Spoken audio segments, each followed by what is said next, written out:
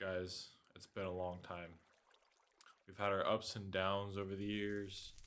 We've had good servers, we've had bad servers. But you know what, boys? We're back. We're back on Kohi. Hell yeah, we're back on the OG love. So, I was actually lucky enough to get on. I saw Purples in the hub. I talked to him a little bit. He decided to be nice and he summoned me to Legacy Kohi, even though I'm not whitelisted. So yeah, I'm gonna give you guys a little tour of what Cube Core is gonna look like, and yeah, new changes, old changes, or old stuff that's probably stayed the same. Yeah, we'll just kind of see how that works out. All right. So first things off, we have the OG kit system. It's where you just come here, grab your loadout, and then you go. So actually, yeah. So here, right, diamond kit, bard kit, rogue kit, archer kit, right? All the same kits that you've seen, right? But there's some slight changes. So first things first, I'm gonna put on a bard kit, and instead of sugar, blaze rod, and all that kind of stuff, they're wands now. So with the wands, they actually describe the effect and everything, so you don't have to like tell people. They can just read now. It's crazy. I don't know why we haven't done that yet. But starting off with fire resistance, it's a passive effect, and all you do is you just hold. You literally just hold it for fire resistance. Notice the timer though. Notice the timer that it has. It's 0 seconds.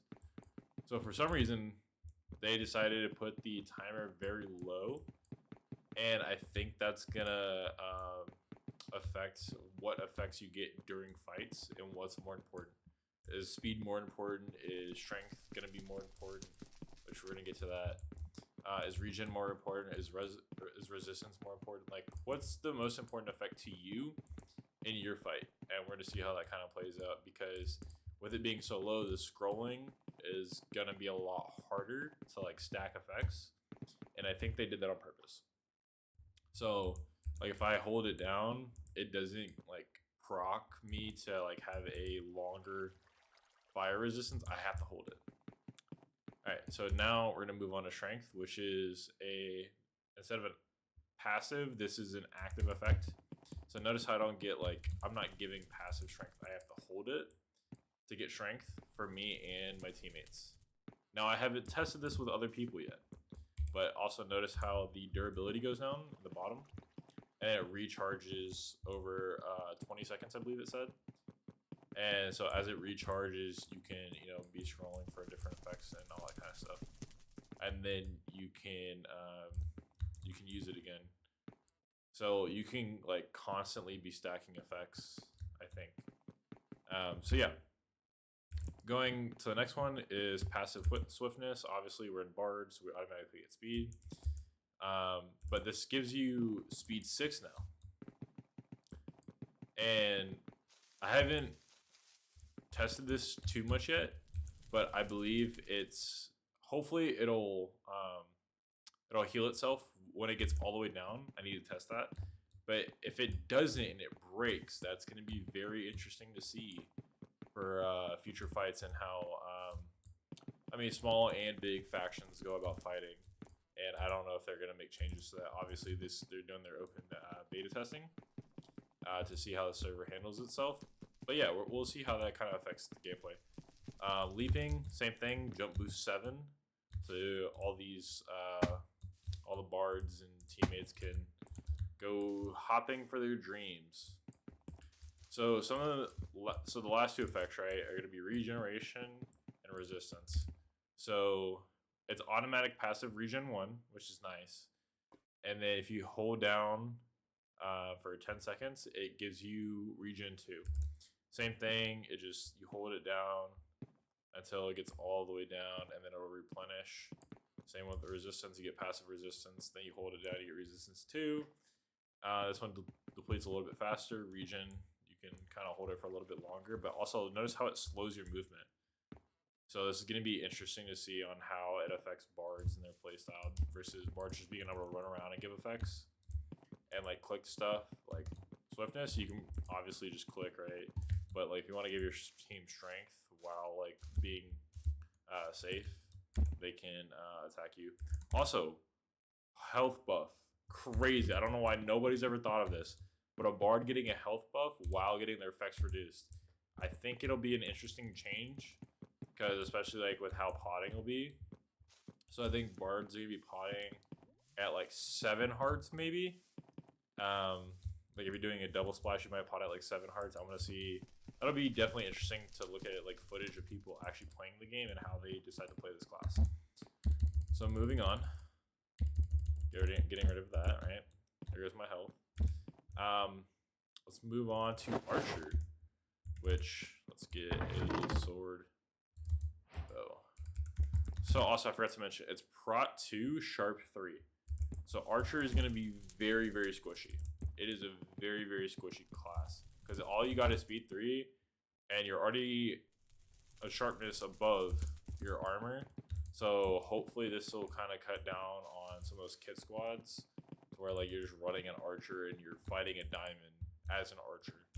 Also, there's no like hell forge or anything, so you're gonna have to actually repair your gear when we get into HCF. Obviously on Cube Core, it doesn't really matter because you can just come home or you come to spawn, rekit, and then just go back out. But yeah, so archer tags, they're pretty much still the same for the most part as far as I've seen. Also, notice there are no like special arrows, there's no levitation or anything like that. They haven't added that yet. Will they add that? We have no clue, but they haven't added that yet. Also, very interesting. They added enchanted sugar, which is now your speed 3 sugar, or your speed sugar, right? But this one, when you eat it, it's speed 4 in Archer, and notice the effect is for 15 seconds. So you have a longer duration for your speed 4 to get away or to catch up. But if you are catching up, realize that you are still very squishy as an Archer.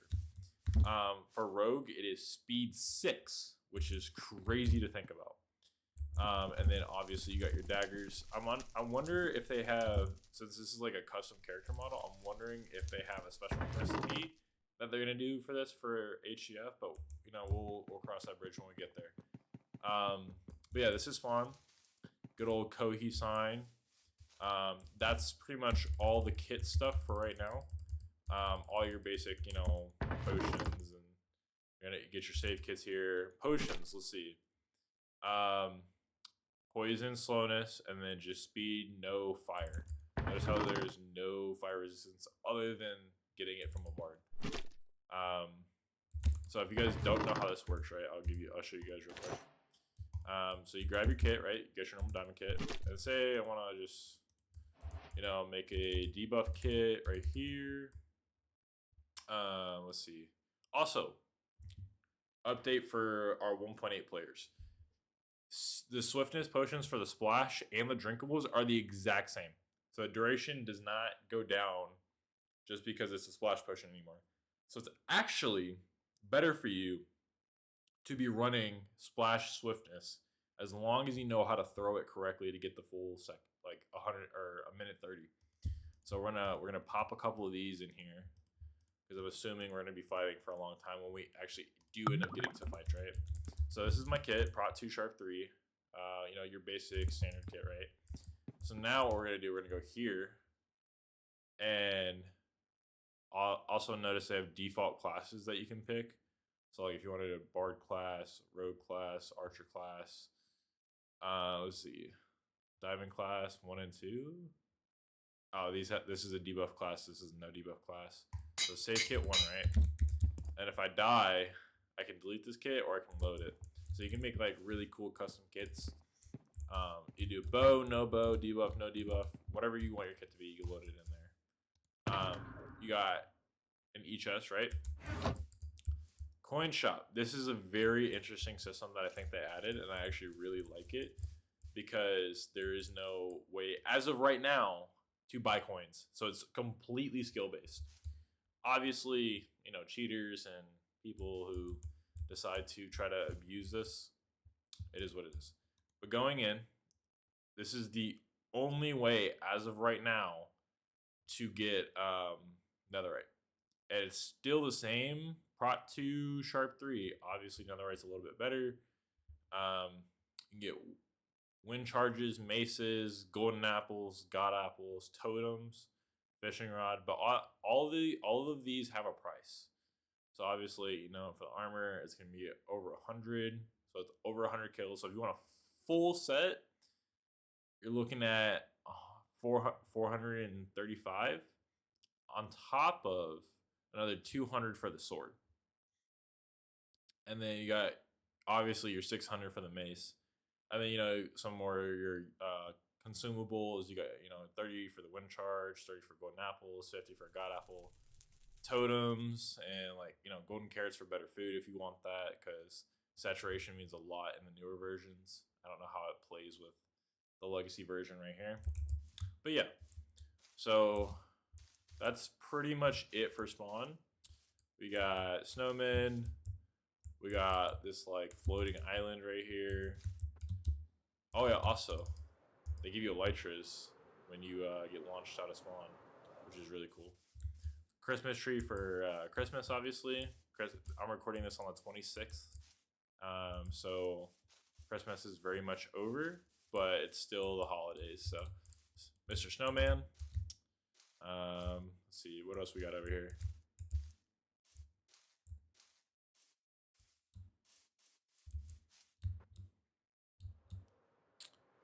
End portal looking thing. I think that's to get back into spawn, if I'm not mistaken. I could be wrong about that because there's an end portal in spawn right here. You see, jungles, and then we have this. What is this? A castle, right? This looks like a castle. Also, for some of the newer players who didn't play original Kohi, you can build, and that was one of the main features about Kohi, or at least Cube Core, that everybody loved, was you could come out here, right? Come over here, right? And you could build, and there would be walls built just like this, and that's what all the walls look like. You just build up and you go kill people, and this was all Cube Core was. You can probably find some old videos on it, and it was the main selling point. I mean, besides the kits over there, obviously, right? Making your own kit and having a custom loadout. But that was one of the major selling points for a lot of players, was that building aspect so close to spawn. Because what people would do is you'd build, and then you'd make traps right here. You'd make wilderness traps and just try to kill people like that. Obviously, you got your classic sky bridges and everything like that. And also, I believe there is a claiming system. So is it team?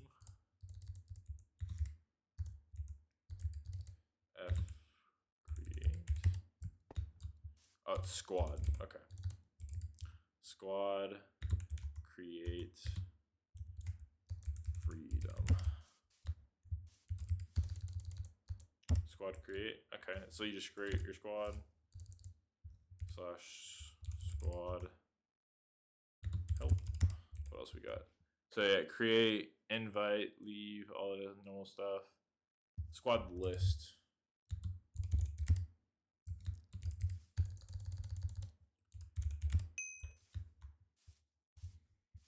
Okay, so it's teams of 5 on here. So that'll be interesting to see how the ally kind of happens. So yeah, that's pretty much all Kohi really is for all those new people, and for those who remember and have played. We're back, baby. You already know. Now we're just gonna go around and explore some of this. This is my first time ever seeing any of this. Lots of tight areas and PvP spots.